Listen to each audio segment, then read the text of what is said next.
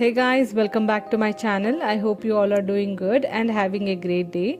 So today's video is very special for me because almost 1 year, yes, one full year I was finally back to shooting and uploading a video.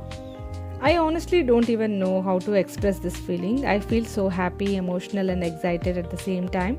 For the past 1 year I was completely busy with my personal life, family responsibilities and other commitments. So I could not focus on YouTube. But somewhere in my heart, I always missed this. I missed talking to you all. I missed cooking and sharing recipes. And finally today, I decided no more delay. I should start again. So here I am, and I really hope you all will support me like before and show lots of love.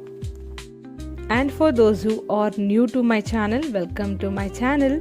My name is Pavani and I run two channels. One is cooking channel, Healthy Tummy Kitchen, and another one is daily vlogs channel, Pavani's Vlogs in English.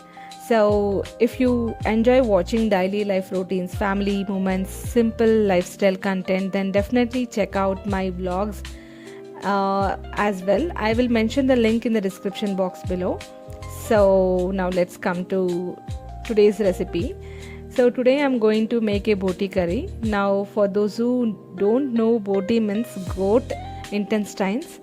I know some of you might feel like, oh, intestines.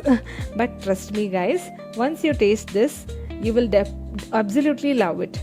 In many Indian households, especially traditional homes, this is very popular and special dish. In my family, everyone loves this so much. Whenever I make this, they get super excited and gets finished very quickly.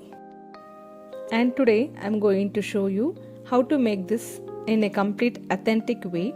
So no need ready-made masalas. Everything is homemade. That is secret behind the taste.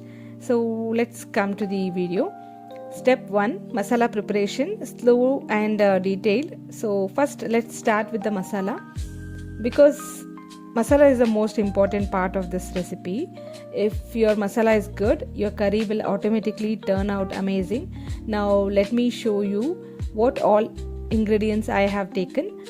Take around 10 cloves. Now cloves give a strong flavor, so don't add too much. Next, 2 star anise. This gives a very nice aroma. Then 1 teaspoon of fennel seeds. This adds a slightly sweet flavor. 1 teaspoon pepper. This gives a heat and spice. A small piece of cinnamon. 2 elaichi. 1 teaspoon jeera. 2 teaspoon sesame seeds. 3 teaspoons of coriander seeds. And finally 1 teaspoon poppy seeds. So now we are going to dry roast all these ingredients. Take a pan. Keep the flame low to medium. Add all the ingredients. Now slowly start roasting. Don't rush. Take a few minutes. Keep stirring continuously so nothing burns. You will slowly start getting a very nice aroma. That's when you know it's roasting perfectly. This aroma itself make you feel hungry.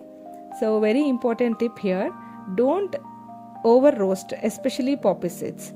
Once they start slightly splattering, immediately switch off the flame. If you burn the spices, the entire curry taste will become bitter. So be very careful in this step. Now transfer this roasted masala into a mixture jar. Let it cool down completely and grind it into a fine powder.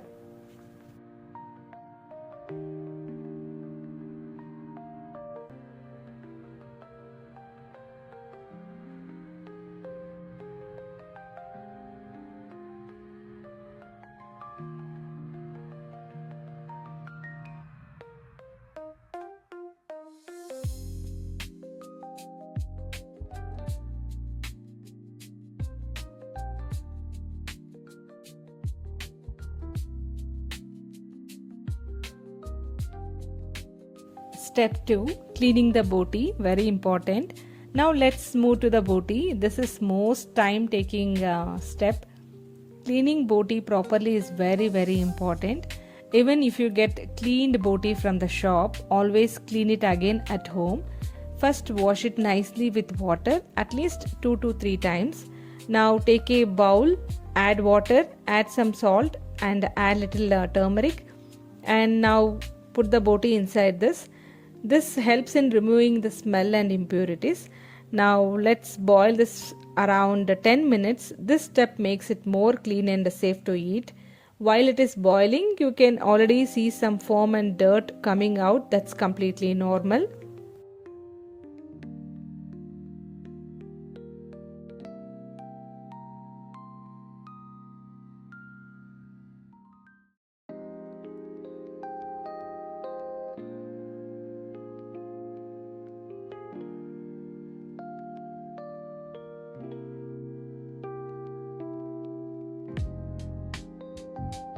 After 10 minutes, switch off the flame. Now remove the water. Wash the boti again 2 times with the fresh water and keep it aside. Now it is clean and ready to cook.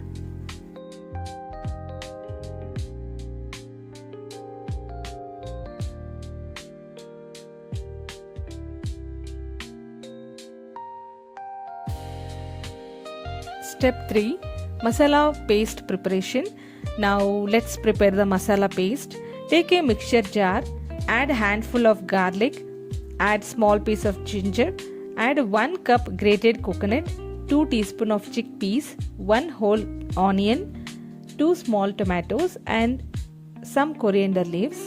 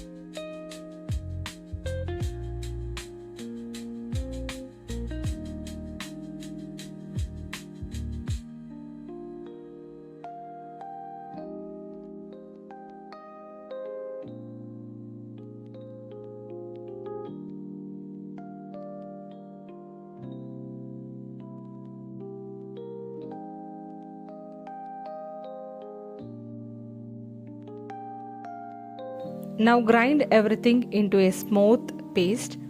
Add little water if required. Make sure the paste is smooth and creamy. This paste gives body, thickness and a rich taste to the curry.